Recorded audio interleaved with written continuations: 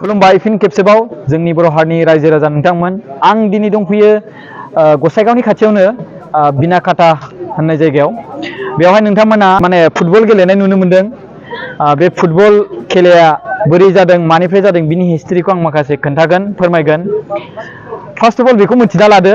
सानसोरां होननाय मोनसे क्लाबा गेलेदों बेवहाय आरो लोगोसे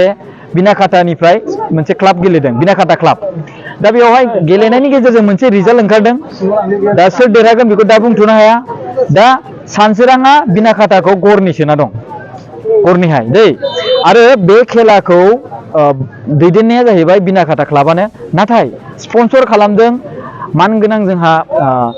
बिरफुं सार आरो लोगोसे जोंहा इउपिपिएलनि जिएस राजु नार्जारी सार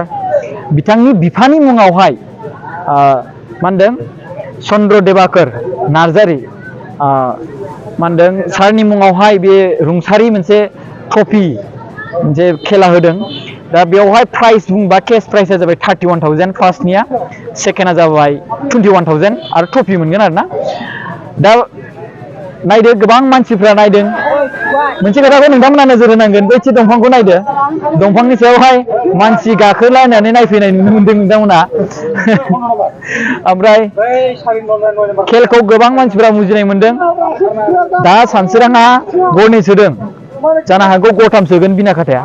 नेनोसै स' आपडेट लाबावगोन दसेनि थाखाय दोनथ'नाय जाबाय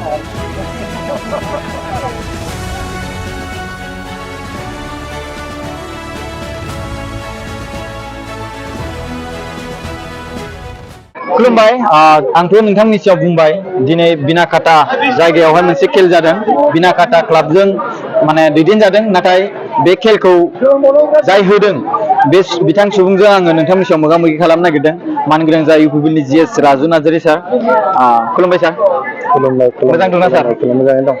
दिनै बेवहाय खेल गोबां मानसिफ्रा नायनो फैदों दंफां मानि गाखोनानै नायदों स' बेनि डिटेल्सै एसे रायजो राजाफोरनो जायफोर नायगिरि बिथांमोनहा मोनथिनो मोनगोनब्ला मोजां जागौमोन माने दिनै बेवहाय ब्रैथि चन्द्र देवाखर नार्जारी मेम'रियेल ट्रफि बेयाव जादों बेखौ 2016 मायथाइनिफ्राय जागायनाय जादोंमोन 2020 मायथाइयाव कभिड जानायनि थाखाय बन्द' दङमोन 2022 मायथाइसिम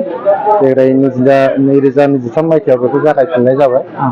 दिनै बेनि फाइनाल खेला सेरफांगुरि सानसोरां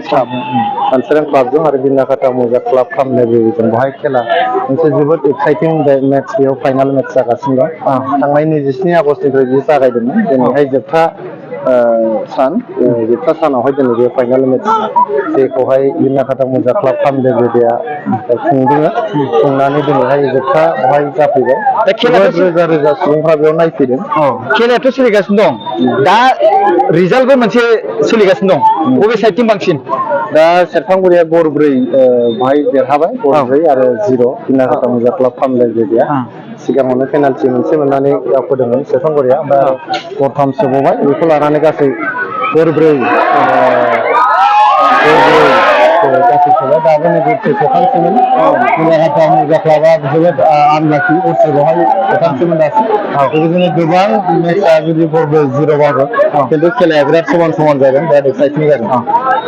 एसे चन्द्र देवाखर नार्जारी मानगोनां बिथांनि सोमोन्दै आं मोनथिनो मोनदों सारनि बिफा होननानै चन्द्र देवाखर नार्जारीया आंनि आफामोन बिथाङा गिबियावनो सासे बिजनेसमेनमोन आरो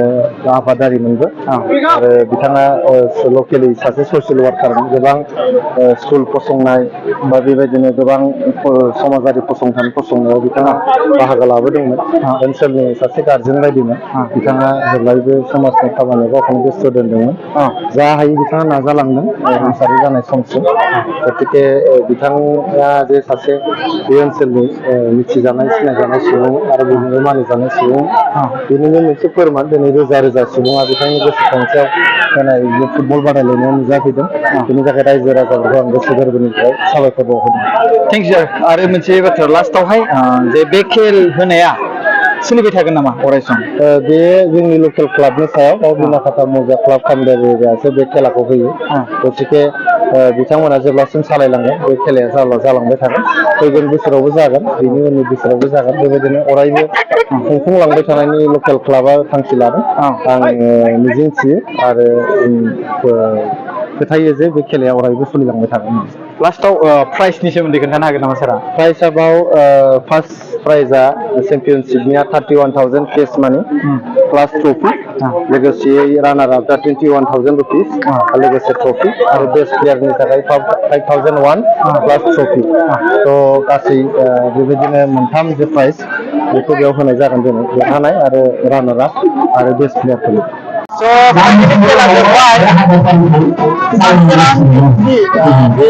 देरहानो हाबाय ओमफ्राय 6 गल खालामदों बिथांमोनहा बिनाकाटा क्लाबखौहाय 6 माने ओमफ्राय बिनि गेजेराव बिनाकाटाया 0